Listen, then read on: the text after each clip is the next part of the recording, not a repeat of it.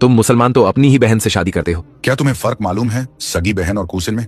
Cousin भी तो बहन ही है। अच्छा, अगर कूसिन भी सगी बहन है तो बताओ, क्या तुम अपनी कूसिन को वही इज्जत और दर्जा देते हो जो सगी बहन को देते हो? क्या तुम अपनी कजिन की शादी उसी तरह कराते हो जैसे अपनी बहन की कराते हो? क्या तुम अपनी कजिन को अपने बाप की विरासत में बहन जैसा हिस्सा देते हो? नहीं, वो तो अलग है। तो फिर कैसे कह सकते हो बहन की तरह है? असलियत यह है कि सगी बहन बहन होती है और कजिन कजिन होती है। ये दोनों रिश्ते अलग हैं हर कानून और समाज में। लेकिन फिर भी शादी तो परिवार में ही हुई। तो सुनो, आज भी दुनिया के कई हिस्सों में, यहाँ तक कि भारत के दक्षिणी राज्यों में हिंदू समाज में कजिन मैरिज आम है। तो क्या वो सब अपनी बहन से शादी कर रहे हैं? वो तो उनकी परंपरा है। यानी जहां तुम्हें सही लगे वहां परंपरा और जहां मुसलमान करे वहां गुनाह। ये कैसी दोहरी सोच है? फिर भी इस्लाम ने क्यों मना नहीं किया? ये बहुत आसान है।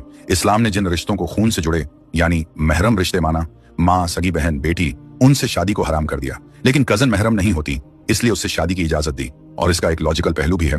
कजन के बारे में तुम्हें सब मालूम होता है, उसका परिवार, उसका चरित्र, उसका स्वभाव, सब तुम्हारे सामने है। इसलिए शादी के बाद धोखा खाने या छुपी हुई बुराई मिलने की संभावना बहुत कम होती है। यानी ये रिलेशन सुरक्षित और भरोसेमंद मानी जाती है। लेकिन बाकी लोग तो बाहर शादी करते हैं। सही कहा, लेकिन इस्लाम ने बाहर शादी से मना भी नहीं किया। चॉइस दोनों रखी, चाहो बाहर शादी करो, चाहो कजन से, कोई मजबूरी नहीं, बस एक ऑप्शन है। मतलब साफ, जहां इंसानियत और रिश्ते का नुकसान हो वहां रोक लगा दी, और जहां नुकसान नहीं था वहां इजाजत दी। बल्कि इसके बहुत सारे फायदे हैं। तुम्हें उसके बारे में मालूम होता है कि वो कैसी है, और वो तुम्हारे घर आएगी तो तुम्हारे माँ तुम्हारे बाप को दूसरे लड़की की तरह ट्रीट नहीं करती, बल्कि उसको अपना समझकर और ज्यादा इज्जत देती है। और इससे फैमिली के रिश्ते मजबूत होते हैं और भी बहुत सारे फायदे होते हैं। लेकिन मेडिकली तो नुकसान है ना? ये रिस्क नॉन कजिन मैरिज में भी होता है। शादी चाहे कूसिन से हो या बिल्कुल अनजान लड़की से, हर इंसान अपने जेन्स लेकर आता है। अगर पति पत्नी दोनों में कोई छिपी हुई जेनेटिक बीमारी है तो बच्चे में उसका असर हो सकता है। अगर किसी फैमिली में जेनेटिक डिजीज पहले से है और लगातार कई जनरेशंस कजिन मैरिज होती रहे तो वही बीमारी बच्चों में स्ट्रांगली आ सकती है। लेकिन अगर परिवार हेल्दी है और जेनेटिक डिजीज नहीं है तो नुकसान लगभग जीरो है। सिर्फ पहली बार कजिन मैरिज से बड़ा खतरा नहीं होता। मेडिकल स्टडी कहती है कि वन टाइम कजिन मैरिज का रिस्क उतना ही है जितना नॉर्मल शादी का। असली दिक्कत तब होती है जब लगातार 3 से 4 पीढ़ियों तक कजिन मैरिज होती रहे। दुनिया में अरबों लोग कजिन मैरिज करते हैं। अरब देशों, पाकिस्तान, बांग्लादेश, अफ्रीका और यहाँ तक कि भारत के कुछ हिस्सों दक्षिण भारत में भी कजिन मैरिज बहुत आम है।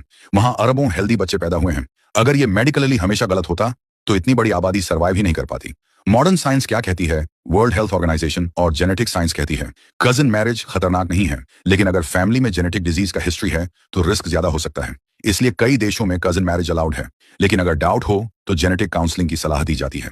आसान शब्दों में समझो, हर शादी का एक नेचुरल रिस्क है। कजिन मैरिज हर हाल में नुकसानदेह नहीं है। नुकसान तभी होता है जब एक ही फैमिली में बार बार कजिन मैरिजेस हों और जेनेटिक प्रॉब्लम कैरी हो रही हो। यानी ये बात कि हर मुसलमान की शादी कजिन से हो तो बच्चे बीमार पैदा होंगे, ये वैज्ञानिक रूप से झूठ है। इससे तुम्हारा फैमिली सिस्टम मजबूत होता है, इसीलिए अलाउ किया गया